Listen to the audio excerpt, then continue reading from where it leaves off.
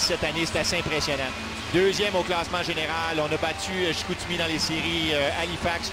On a joué du bon hockey, on peut sortir la tête haute.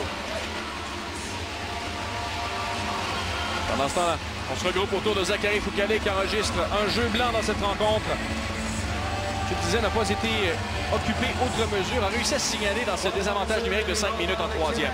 Mais je le regardais se comporter durant le match. Tu voyais qu'il jouait en confiance. Lorsqu'il sortait de son filet, il était très efficace. Bonne communication avec ses défenseurs.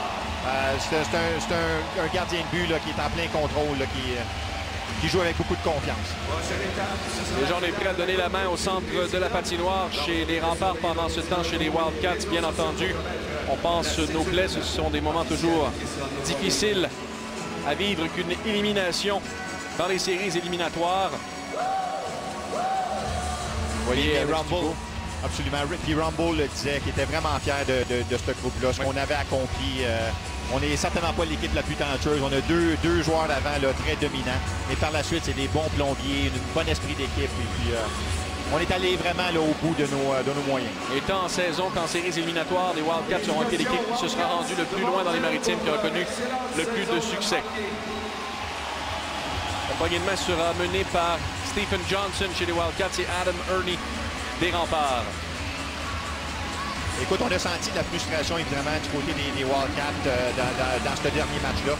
Mais en général, là, ça a été une série propre. Et puis, les deux équipes ont donné un bon spectacle. Oui. Bien sûr, étant expulsé du match, Yannick Turcotte ne sera pas de cette poignée de main chez les Remparts.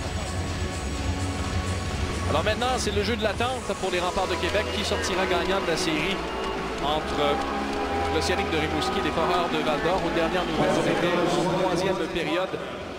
La marque demeurait 3-1. Vous voyez Connor Garland également, qui a connu toute une saison dans la Ligue de hockey junior majeur du Québec.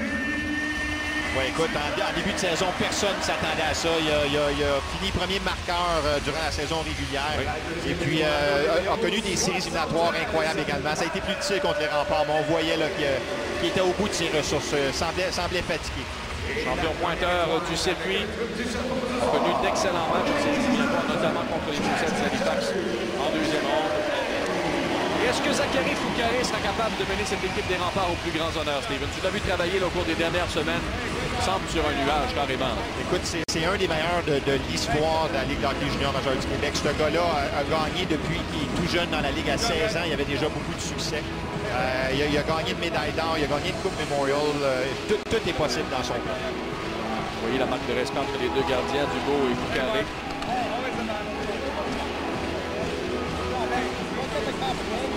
C'est toujours spécial, hein, la poignée de main. C'est particulier. Alex Dubon disait, gagnant d'une Coupe Memorial à Shawinigan en 2012, s'était amené à Moncton, a connu d'excellentes séries éliminatoires. Bon, ça a été un peu plus difficile, a donné beaucoup de buts, mais il faut dire, la défensive devant lui était passablement jeune aussi.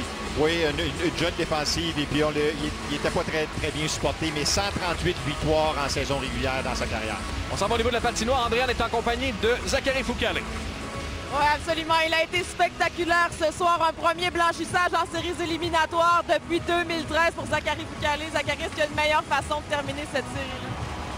C'est une très belle façon, mais c'est pas ça qui est important. Tout ce qu'on voulait faire, c'est sortir d'ici avec une victoire. Puis peu importe la manière qu'on a fait ça, on est très contents. Parle-moi de la progression de l'équipe. Depuis le fameux match 7 contre le Cap-Breton, on vous sent tellement unis, tellement confiants tout le monde ensemble. On a vraiment confiance en nos moyens. Puis on a nos fans ici qui nous aident à chaque match. Donc, c'est vraiment exceptionnel d'avoir la chance de jouer ici. Puis, on est très fiers de ce qu'on vient d'accomplir, mais on n'a pas fini encore. Il nous reste encore une très grosse série en avant de nous. Il reste un gros morceau encore, mais il reste que personne ne vous voyait là en finale jusqu'à tout récemment. Est-ce que ça rend les choses encore plus grosses pour l'équipe, être encore plus fière de tout ça? Ça, c'est sûr. On a un gros challenge en avant, comme vous avez dit. Donc, on va prendre le temps pour recharger les batteries puis se préparer pour la dernière série. Parle-moi de toi, là, comment tu te sens devant ton filet. Il y a eu des doutes, il y a eu des peut-être, il y a eu Callum Booth en début de série. Mais là, on te sent vraiment revenu là, à Zachary Foucalé de 2013 qu'on a connu à la Coupe Mémorial. C'est sûr, ça fait du bien. Je me sens de mieux en mieux. Puis, je remercie mes coéquipiers qui jouent de mieux en mieux aussi. Donc, en tant qu'équipe, on progresse. Puis, au bout de la ligne, on travaille ensemble. Donc, ça aide tout le monde. Félicitations, Zachary, on se revoit en finale. C'est cool. Salut.